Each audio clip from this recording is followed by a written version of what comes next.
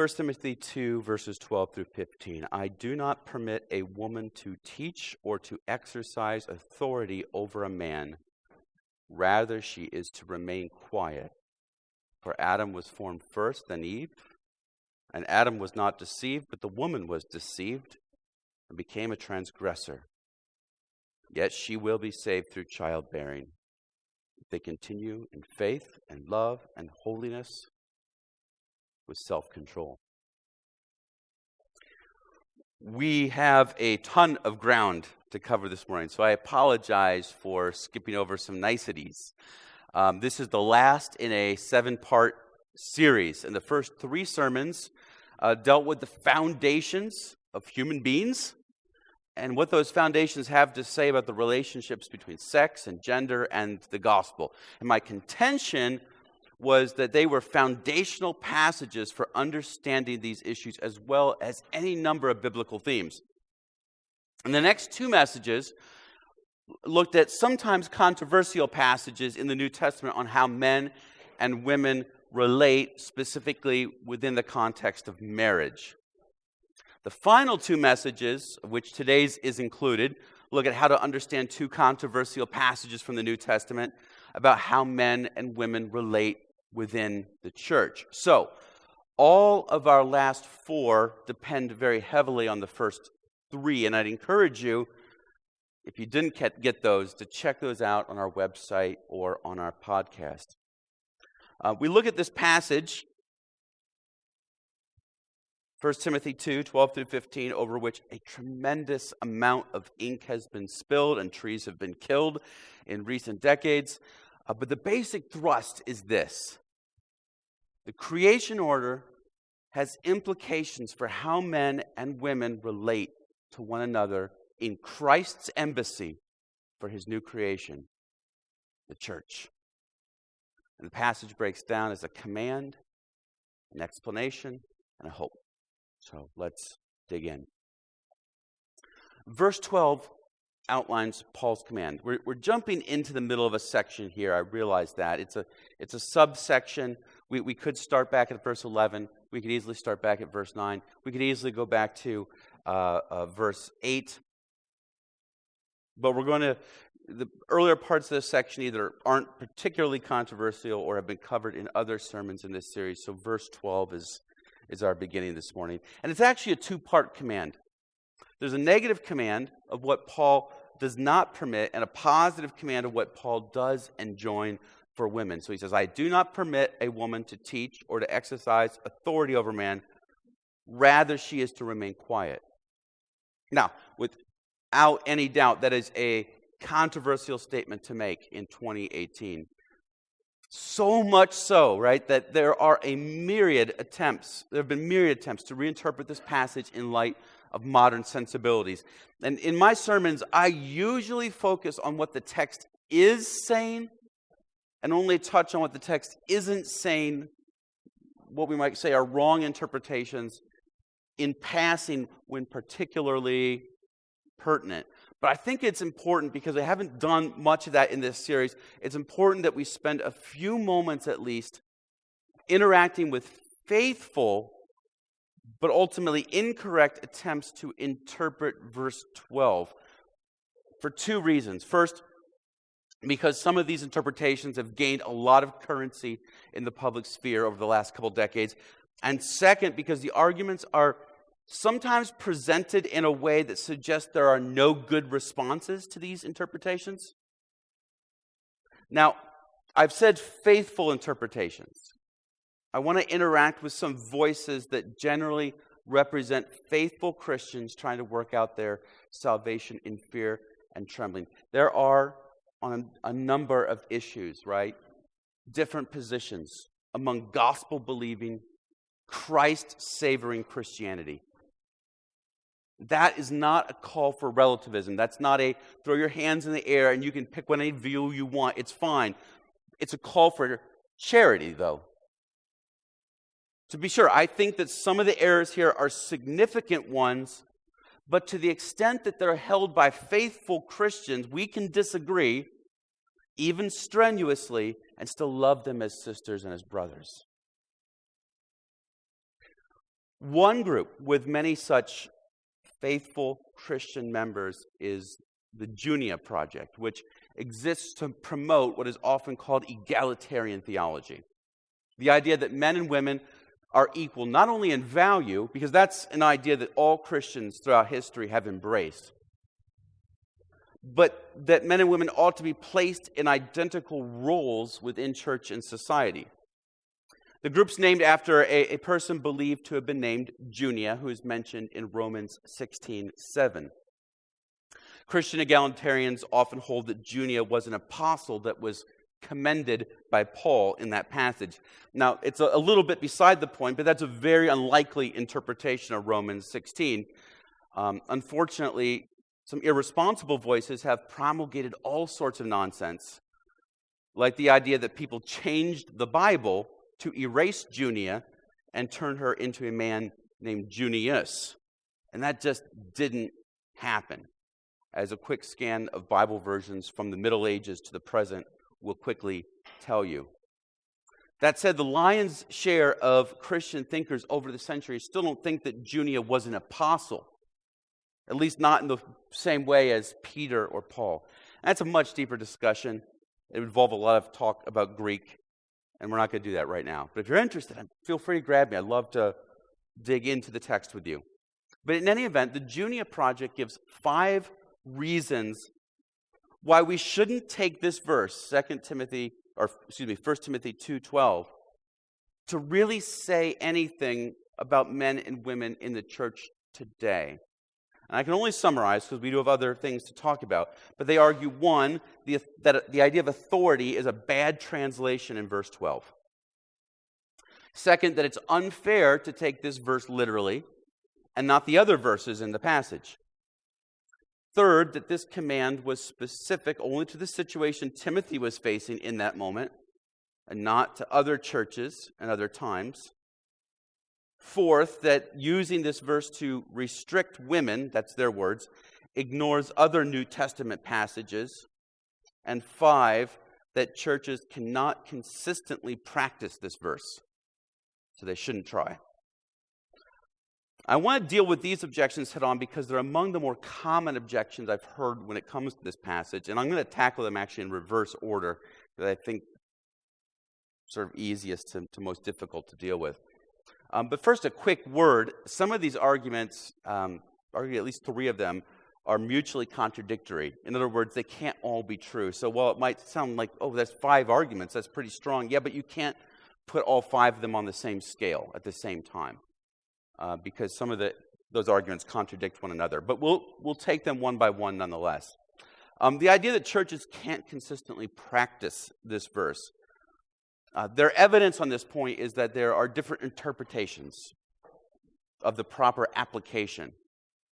But let's be honest, that's true of a lot of Christian principles. That doesn't mean we throw them out. For example, Christians have different opinions about the role of alcohol in a believer's life. All Christians have historically agreed that excess drink is sinful.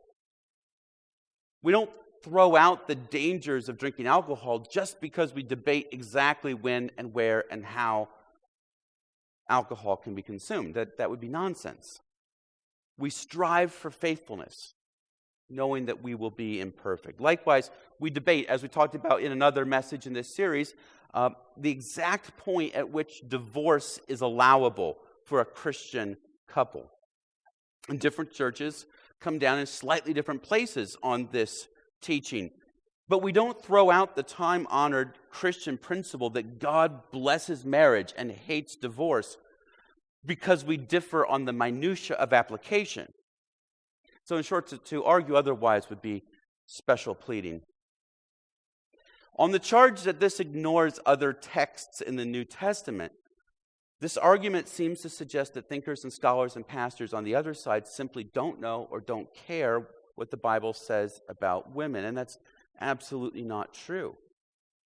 Well, in the face of things, the exact opposite or the exact same argument could be made of the egalitarians. They ignore or push to the margin passages like this one in order to fit their theology. And no doubt, on both sides, that's sometimes true. But on the whole, let's give each other the benefit of the doubt that good, faithful Christians are doing hard work to try to synthesize the whole teaching of Scripture. Third, they suggest that the command was specific to Timothy, and so it doesn't really have much bearing on us. There's actually very little in the context that would suggest that. In fact, I think the text itself points to a universal application. And they could say a whole lot more on that, but we're going to get to that in just a moment when we get down a little further in the passage. On the charge that it's not right to take this verse literally,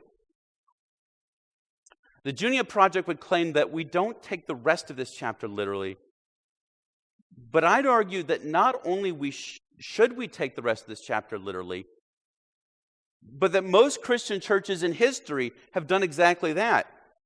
Now, part of that hedges on what do you mean by literally true? For instance, they point to verse 15 and say, women being saved by childbearing. Well, your churches don't really believe that women are saved by bearing children. You don't believe that's literally true. But of course, literally is a slippery term, isn't it? If by literally you mean with no sense of nuance, no sense of artistry, no sense of the normal use of language, then no one reads anything literally. The writer of Song of Songs described the beautiful woman this way: your hair is like a flock of goats descending from the hills of Gilead. Your teeth are like a flock of sheep just shorn, coming up from the washing. Your neck is like the Tower of David, built with courses of stones. On it hang 1,000 shields, all of them shields of warriors. Your breasts are like two fawns, like twin fawns of a gazelle that browse among the lilies. Now, if the woman took that literally, she's probably going to be highly offended, but she's not supposed to. But if by literally you mean we take the passage seriously and try to seriously apply what the author meant for the reader to understand, well, then I think literally verse 15 is true. And in a few minutes, I think we'll see how it applies to us this morning. That leaves us with the first objection, that the word authority is a bad translation. And that's an important objection because we do need to understand what Paul means by authority if we're going to understand how to apply it and get our heads around the passage. So what exactly is Paul commanding here? On this point, the arguments are deep and wide, and I can only hope to touch on them if you want to be done by the time the Browns start whooping up on the Steelers. But the general sense, and this is really important, the general sense of the term is agreed upon. The vast majority of interpreters on all sides of the debate see an idea of authority inherent in the word we translate exercise authority. There's some weirdo interpretations out there that don't make any sense of the context, but the vast majority see authority as the basic idea. The difference comes here. Those in the Christian egalitarian camp generally see the word referring to an abuse of authority instead of the mere exercise of authority. In other words, they think Paul is prohibiting women from exercising abusive authority. And of course, that would apply presumably to men also. The thought then is that Timothy was wrestling with women exercising this sort of abusive authority, and it needed to stop. However, there is a tremendous amount of linguistic evidence that the word, while it can be used in the context of abusive authority, it can also be used in the context of neutral or positive authority. In other words, the word seems to represent mere authority. The goodness or the badness of the use of that authority was determined by context, not the word. And there's nothing in the context that suggests that authority is being wielded abusively. And furthermore, it's hard to understand why Paul would need to tell one of his closest and most trusted associates, Timothy, that he doesn't permit women to wield abusive authority over men. That seems like something that would have been a bit obvious to Timothy.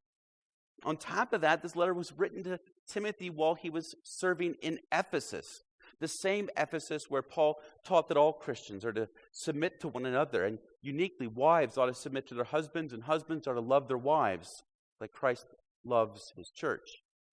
And it's amazing that if there was this tremendous problem of women exercising abusive authority, that in that context of the book of Ephesians, Paul did not feel like he needed to say anything about it to the Ephesians generally, only to Timothy specifically. So I think a gross and abusive breach of authority seems to be out of the question. But on the other hand, a subtle breach of acceptable behavior that needs to be addressed, a more gentle crossing of lines that the young Timothy might not be appraising properly, that better fits what we know of the situation. It also makes good sense of what Paul says in verses 13 to 14. I'm going to hold that for a moment. Look, I can't possibly make a full rebuttal to the idea that our modern Bible translate this poorly. That would take lectures, several lectures. But I hope what I've said is enough to persuade you that there are good reasons for the interpretation followed by nearly every modern Bible translation, and that the arguments to the contrary do have answers. I do want to say this, though. One of the most upsetting things that sometimes has come out of this debate is that Christians are given reason to lose confidence in the trustworthiness of their Bibles. Nothing should persuade you of that. Our modern Bible translations are eminently trustworthy, accurate translations of the original Hebrew, Greek, and Aramaic texts. You can trust your Bible. That's a lot more time than I normally spend on what the text doesn't say. So let's get back to what it does say. I do not permit a woman to exercise or to teach or to exercise authority over a man. Rather, she is to remain quiet. So what is going on here in this text? Well, Paul is not prohibiting women from teaching. He's prohibiting them from teaching men. And he's not prohibiting the exercise of authority. Rather, he's prohibiting the exercise of authority over men. Many scholars on both sides of this debate would argue that these two verbs, teaching and exercising authority, should be read together as tightly connected. And the degree of that connectedness differs. But without a doubt, there seems to be some sort of connection. There is some variety of authoritative teaching within the confines of the local church that Paul is concerned about. And instead of engaging in that activity, he'd rather that they remain quiet. Now, this add-on, this little mention here is one of the reasons why I didn't include verse 11 in the passage. And it's also the same idea that we looked at in 1 Corinthians 14 last week. It doesn't likely mean complete silence. Rather, it means not speaking up in the context that's being described. Or in other words, speaking up with a view to teaching and exercising authority over men. So the contrast between teaching on the one hand and silence on the other reminds us that we're in the realm of the spoken word. And that authority in the New Testament is closely connected to the spoken word. Now, on the face of it, the command is really clear. But it's because of that we run into problems. Because on one hand, as we've seen, it doesn't sit well in our current climate. And on the other hand, even those of us inclined to submit ourselves to God's word want to understand it. Why, Paul? Why would you make this prohibition? Well, thankfully, Paul gives us an explanation. Verses 13 to 14. For Adam was formed first, then Eve. And Adam was not deceived, but the woman was deceived and became a transgressor. This is a really subtle but profound argument that draws together a number of streams we've talked about in this series. We need to understand what Paul is saying here, not just because of verse 12, but because what Paul is saying in 13 and 14 is tremendously important for how we interpret the Old Testament in light of the New. Paul is giving us a model of interpreting the Old Testament here. And that's valuable for our Bible reading and our devotional time when we get to those Old Testament passages. So it begins with for before, is an indication. Paul's giving us the reason, and he actually gives us two reasons. And the first is that Adam was made before Eve. Now, that this would be a rationale for why women shouldn't teach or exercise authority over men might be intriguing. Here's what Paul's doing. He's pointing to the fact that Adam's priority in creation reflects his preeminence in the created world. There are two people. They are different. They are equal in value and dignity, but they have a difference in order. And to Paul, that is meaningful. And so we can't erase this distinction. And for Paul, Adam's priority is meaningful.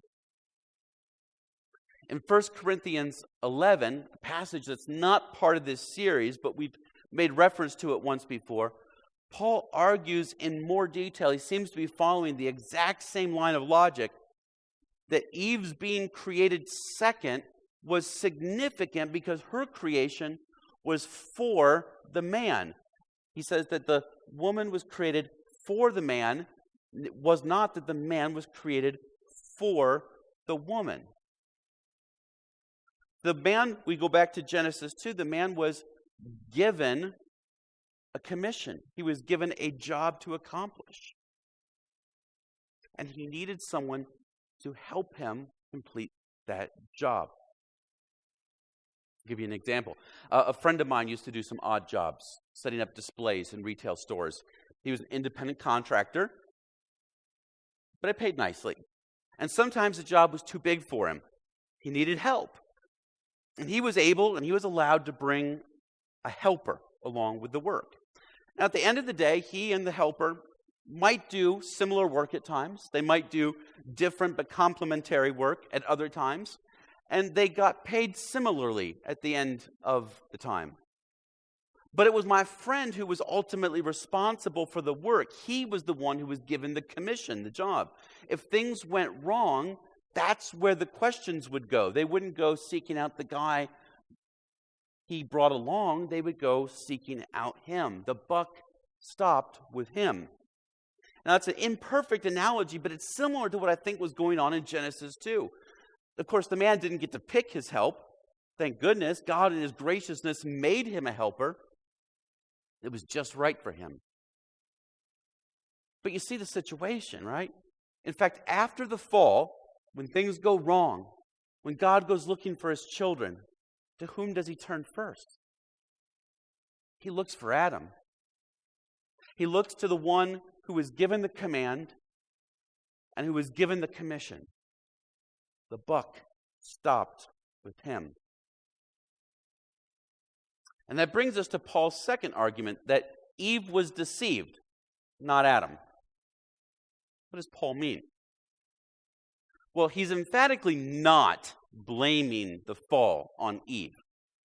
In Romans 5, verses 12 through 14, Paul writes, "So then, just as sin entered the world through one man, and death through sin, and so death spread to all people because all sinned. For before the law was given, sin was in the world, but there is no accounting for sin when there is no law.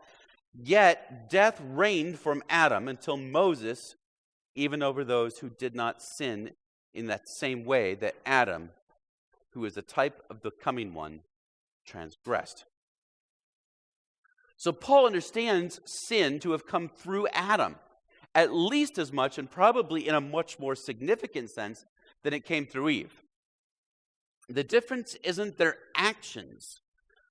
They both ate from the same tree that God told them not to. The difference is in the manner that they committed that action. Paul calls Eve a transgressor. They both were. He calls Adam a transgressor in Romans 5. Transgression is a word that is often synonymous with sin because it evokes the idea of trespassing. Trespassing, right, is when you cross an unauthorized line. You step over the line onto somebody's property that you're not supposed to be on. Both Adam and Eve did that. They crossed the line of God's rule. But Eve did it by being deceived. Adam did it differently. if we go back to that passage in Genesis 2 and Genesis 3, we remember that God gave the command and the commission to Adam. It was not reiterated to the woman. Effectively, that made Adam the first preacher. He was entrusted with the words of God to pass them on to the human race. Evidently, he'd done some preaching because Eve has at least a sense of these things when she encounters the serpent in chapter 3. But in the process of the conversation, she is tricked into thinking that all is not as it seems. God is not as good as she had been led to believe. It might be important to note that Eve doesn't quite get the command right in her conversation with the serpent. The Bible doesn't place any fault on her for this. It doesn't say Adam was at fault for this. It doesn't say that Adam was a bad preacher up to this point. It doesn't say that Eve was a bad hearer up to this point. For all we know, this happened 3 minutes after Eve's creation, and she was stunned and caught off guard. We just don't know. But I do think there's an indictment of Adam in his silence, and we talked about this a few weeks ago. If you notice carefully as you read Genesis 3, and the story unfolds exactly the opposite of what Paul is recommending here. The preacher, Adam, is silent. He's silent, even though he's right there with Eve, because Eve gives some of the fruit to her husband. The text says, who was with her. And that whole time, Adam says not a word. Meanwhile, the woman is, as far as we know, doing her best to teach and correct the serpent about God's command. She's become the preacher. If Adam had preached 100 clear and truthful sermons on this subject at this point, we might fault Eve a bit more, but the Bible doesn't fault her. And Paul's not saying that women are more gullible than men. He doesn't say that. That doesn't imply that in any sort of way. He's simply describing what happened as a matter of historical fact. It is Eve herself who in Genesis 3, when she states her case before God, says, the serpent deceived me. Adam, on the other hand, transgressed, but not through deception. Rather, he did so through rebellion. He knew the command perfectly, having heard it from the voice of God himself from the very beginning. He chose to flat out disobey the command, rebel against God's good rule. So what does that have to do with Paul's point? In Genesis 3, we saw that a reversion of the created order led to a perversion of the created order.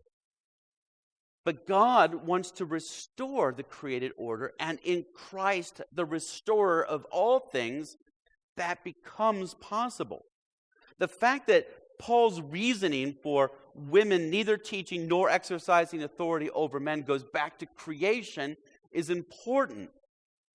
Paul does not point to an ongoing situation for his line of reasoning. He doesn't say, because of what's happening on the ground there, Timothy, I do not permit a woman to teach or exercise authority over man. He says, because of what happened in the beginning, Timothy, because of the way God set things up and put things into place, Timothy, I do not permit a woman to teach or exercise authority over a man.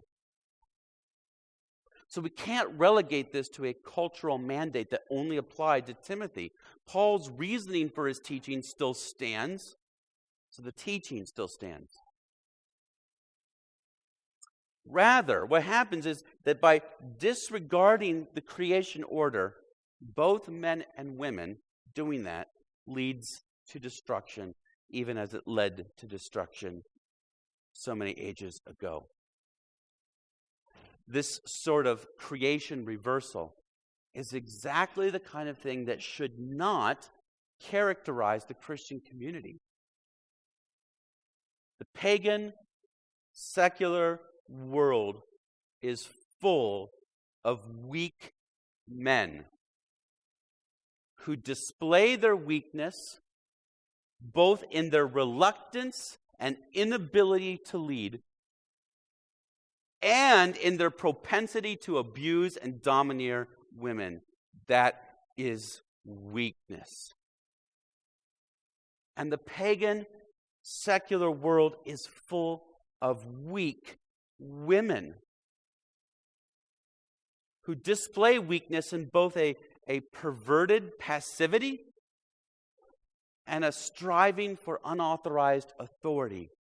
That is weakness also. The church is called to something different. To a strong masculinity and a strong femininity that the world doesn't understand.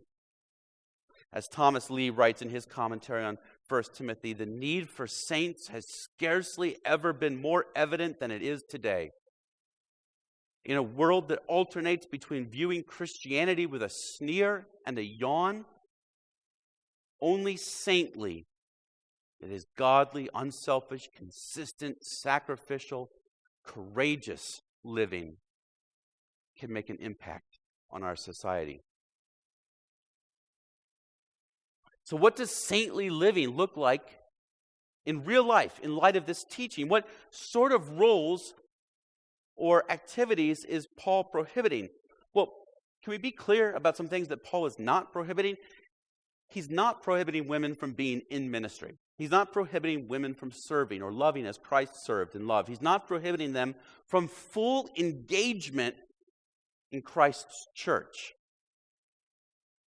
We have to resist the temptation that our world oftentimes throws on us to throw everything into black or white and to make everything into a contentious conflict. Given that Paul immediately goes on, if you forget about the headings in your Bible that Paul didn't write the headings. He didn't pause and say, here would be a good subheading for Timothy.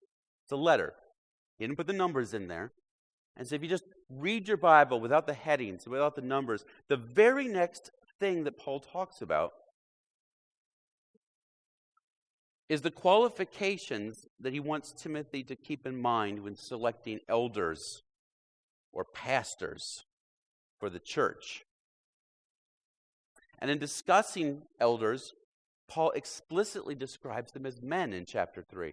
What's more, the elders have a teaching role over the entire congregation, and on the basis of that teaching, exercise a measure of authority. So that would seem to fit a teaching and exercising authority concern. Now, I think it is broader than that. If Paul had simply meant that, he could have said, I do not permit a woman to be an elder. So I think his concern is slightly broader, but it gives us a rubric or a framework for understanding how we might apply this passage. I don't think that Paul is prohibiting all teaching of women directed toward men, at least not in the English sense of the word teaching. There's a lot of words in the Bible that indicate teaching taking place. And some of those very clearly allow women to do it. The word that Paul uses here in chapter 2 is never used, though, of women in the New Testament. The word is didasko, and it generally refers in Christian context to passing on the authoritative gospel tradition. Clearly, we can point to the work of someone like Priscilla, who, along with her husband Aquila, did something that we would describe in 21st century America as teaching when they met with Apollos in Acts chapter 18. But a very different word is used there, with a very different sense, a very different nuance. Everywhere for Paul, didasko teaching is teaching that conveys authority, typically the authority of the gospel tradition of the church. And this context in chapter 2 is clearly speaking of the assembly of the Christian congregation, so this makes sense. But practically, what does it mean? Well, it would seem to clearly prohibit gospel teaching by women in this gathering, the primary gathering of the local church. And from there, maybe we could draw concentric circles out. The closer the teaching environment, the setting is to the teaching authority of the local church, the more likely it is we should interpret it in light of what Paul says in verse 12. And that means, though, that every church might come to slightly different conclusions because of how they're organized. For example, in a small group, can women teach? Well, maybe. Is the group organized in a way that it's considered an extension of the primary teaching ministry of the church, or not? Are the small group leaders mostly discussion leaders, facilitating conversation? Or are they making a case for this or that gospel implication that's expected that the members of that group will fall in line under? That's probably going to differ a lot depending on how that church uses growth groups or small groups, which is not a thing the Bible actually talks about. It's an optional type thing, right? And so we have to have some flexibility. In thinking about these things, I was encouraged by an article by seminary professor Mary Cassian. Mary Cassian suggests that rather than asking what crosses the line or what would be inappropriate, instead she writes, for me, a better question is, do I love what God loves? Am I treasuring Jesus by treasuring God's model of headship? Do I uphold it and support male headship as a good and beautiful aspect of God's wise plan? Does how I exercise my teaching gift indicate that I value it? And how can I best honor Christ in how and in what context I teach? I believe the question of how to honor Christ through the exercise of my teaching gift revolves around the issue of whether I'm doing something that is or will likely be construed as setting the doctrinal and spiritual direction for my entire church family. There is a lot of wisdom in those words, not only for this issue, but for a host of other ways that we conduct ourselves, men and women, in the Christian life. What about evangelism? Can a woman evangelize a man? I think so. Some might disagree with me on that point. It might depend on how broadly we define evangelism. But the very fact that one is conversing with someone outside the new creation community of the church, I think puts that sort of teaching in a different context. I think that the church stands over and against the world, and in that capacity, a woman as well as a man should be acting as ambassadors of the embassy, so to speak. The church is God's embassy to a dying world, and we are its ambassadors. And too often we act like rogue agents, separating our gospel work from the churches of which we are members. And that's dangerous.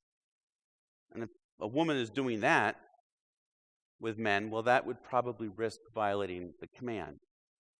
But I think in general, it's probably fine. And the bigger issue, I think, is the wisdom of women evangelizing men and men evangelizing women. I think from a wisdom standpoint, the Priscilla plus Aquila model seems like a wise one for most people most of the time.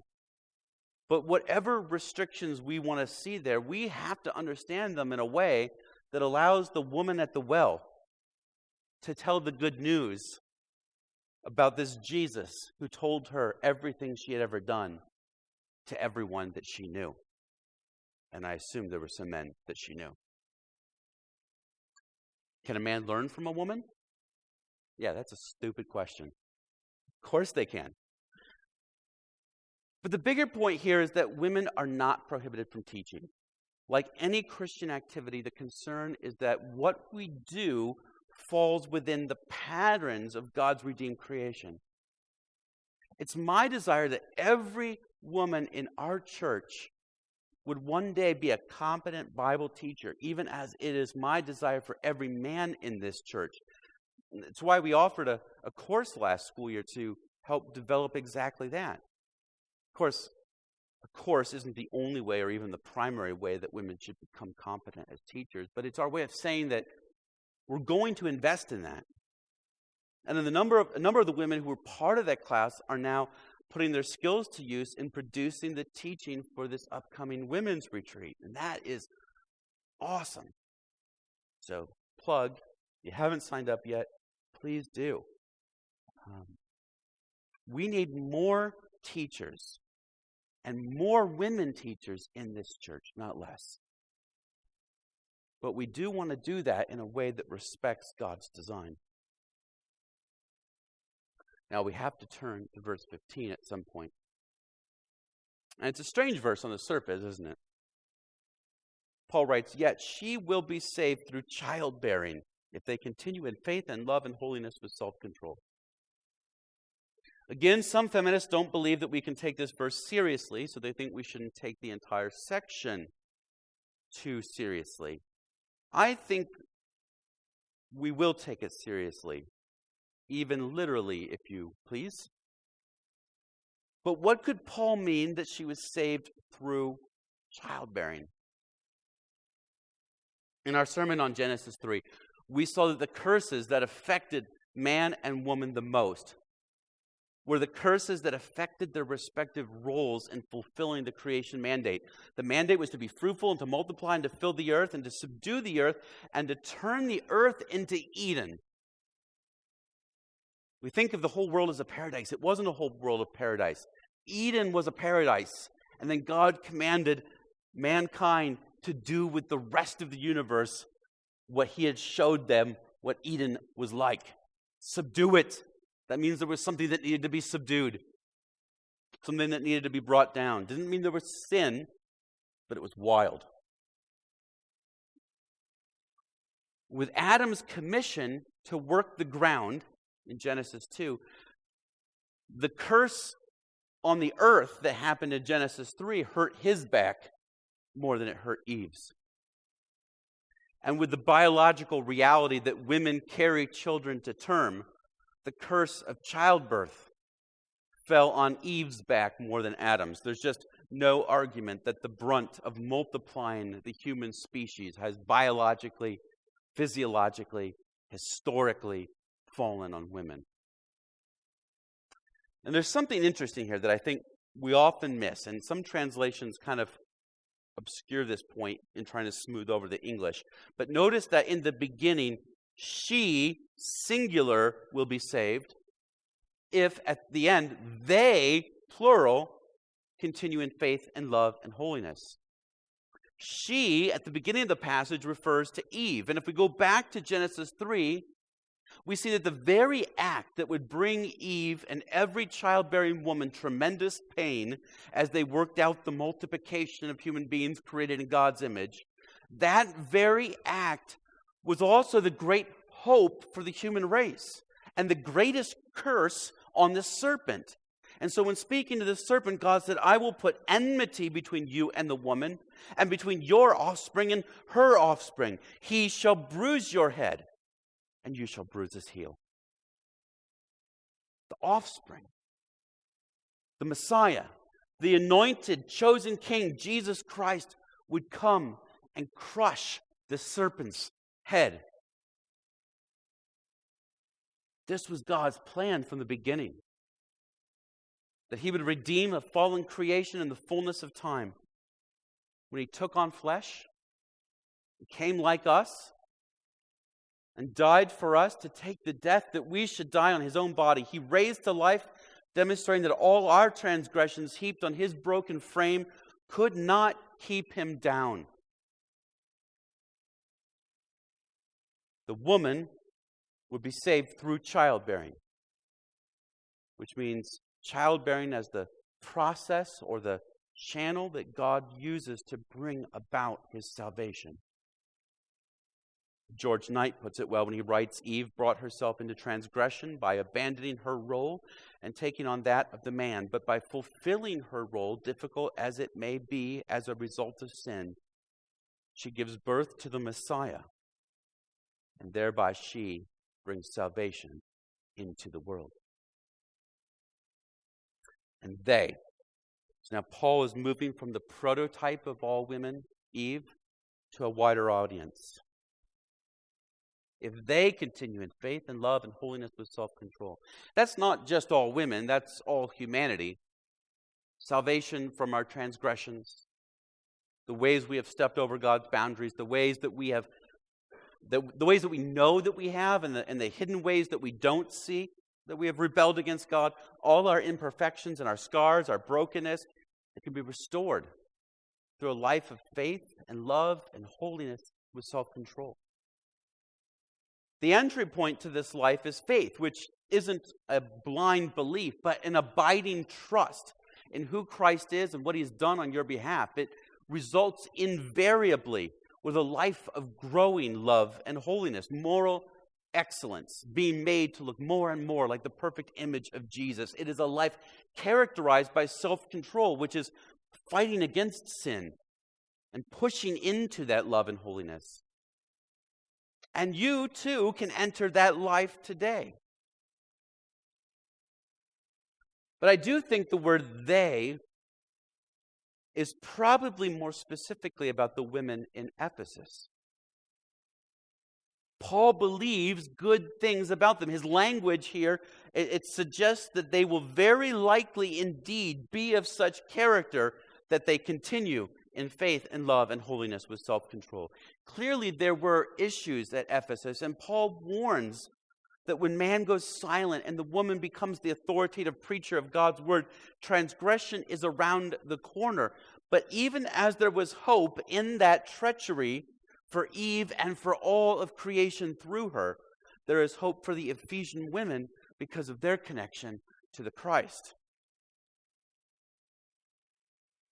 I don't want us to miss either the language of continuing. It's a reminder that the Christian life is marked by perseverance.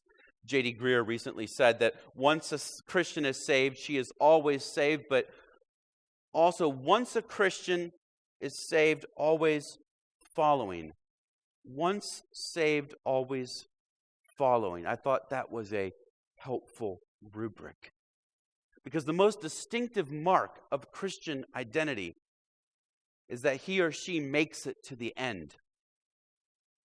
Or as the author of Hebrews puts it, for we have come to share in Christ, if indeed we hold our original confidence firm to the end.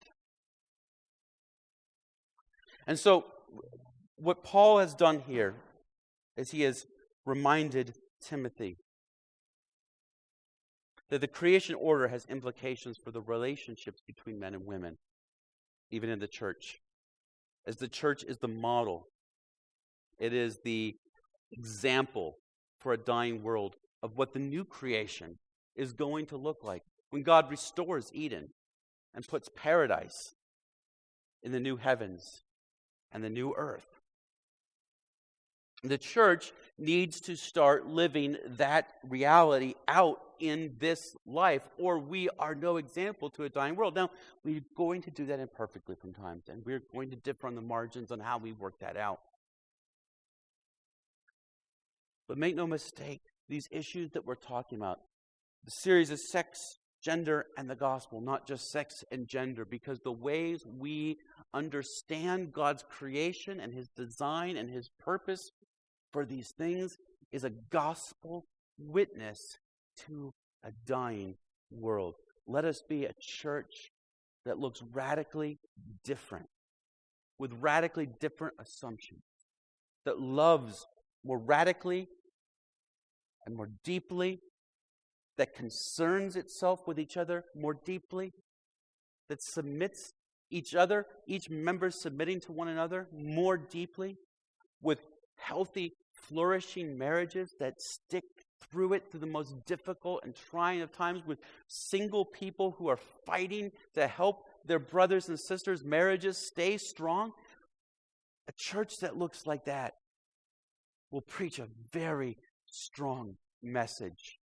And when we begin to unpack a Jesus on a cross dying for them, it will resonate in ways that it doesn't sometimes, because of the gross hypocrisy and sinfulness in our ranks, so that the American churches often don't look any different than the secular world. And that, as Paul would say, I say this to your shame. Let's pray.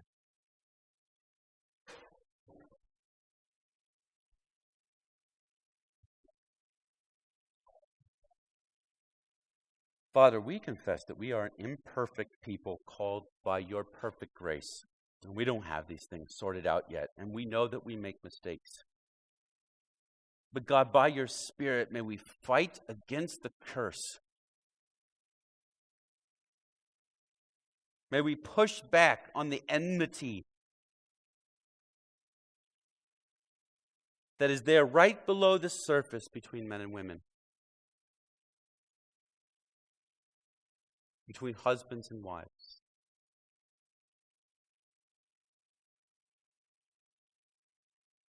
between brothers and sisters.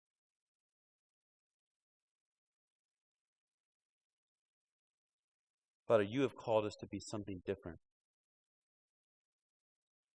And we are too often concerned with being relevant.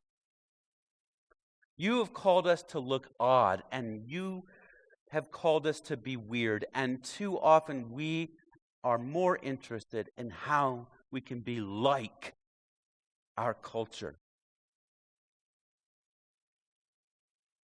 Forgive us for our selfishness, God.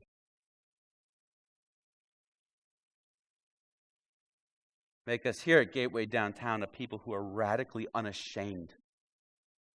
Unashamed of your gospel. Unashamed of your holiness. Unashamed of your righteousness. Desperately desiring your holiness and righteousness more than we desire the very fleeting things this world has to offer.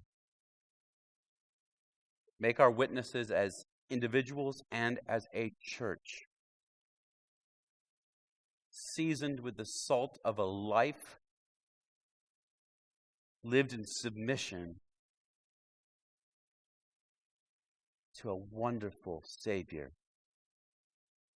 It's in His name that we pray. Amen.